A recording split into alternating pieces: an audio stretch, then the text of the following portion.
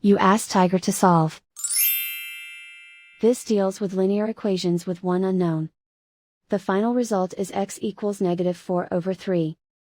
Let's solve it step by step. Simplify the expression. Expand the parentheses. Group all x terms on the left side of the equation. Add 6x to both sides. Group like terms. Simplify the arithmetic. Group like terms. Simplify the arithmetic. Group all constants on the right side of the equation. Subtract 11 from both sides. Simplify the arithmetic.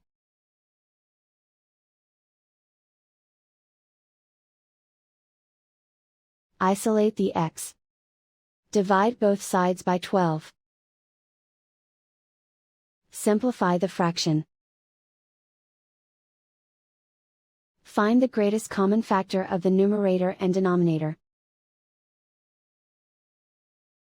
Factor out and cancel the greatest common factor.